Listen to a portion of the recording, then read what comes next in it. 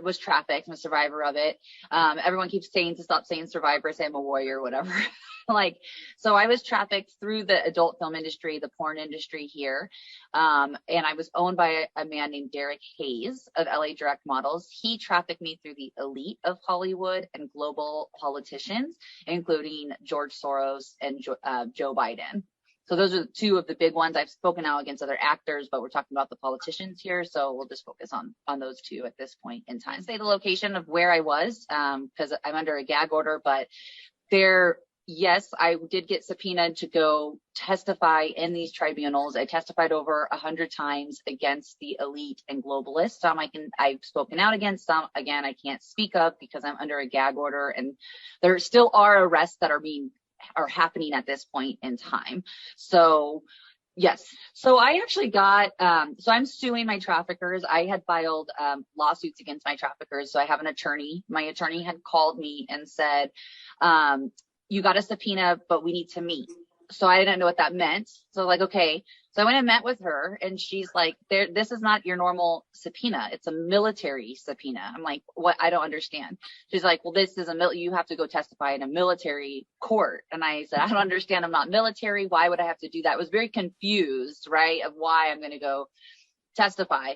She said, well, because your evidence and things have gone into court, you need to go testify in their criminal case, and they've been arrested by the military, or they're under trial in the military. So I go, okay, I will go. And at first I didn't want to, because again, I'm putting myself at risk by going and saying this stuff happened to me, putting myself at extreme risk. So I said, fine, I'm going to go. I went a couple times. I mean, I was going back and forth to DC multiple times. I'm like, listen, I just need to go where I do bust out all the tribunals at once, because this is exhausting. And, I do have a life and job and kids, and like, let's go. So I went out, testified over 100 times against multiple people, one of which who was Joe Biden. He was the very last person that I testified against. It's hard to make, like, let me just say this before I kind of get into all of it, is going and making that choice wasn't a choice about me.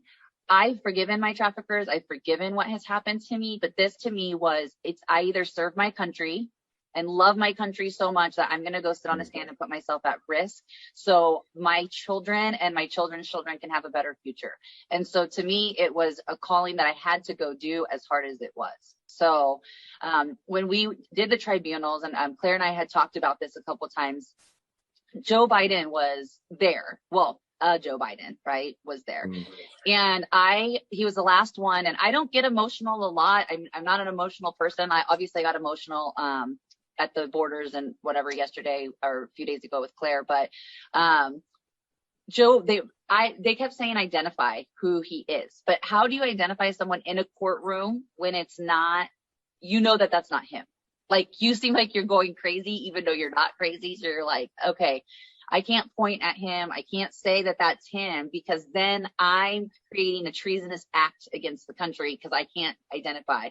So I said to my attorney, I'm not going to identify him, but he is guilty. So what they did is, because I do have evidence of all my rapes and torture, and when I speak out, I don't speak out against anyone that I don't have actual physical evidence against. I don't have any evidence on me whatsoever. All that evidence is across the world and across to different people.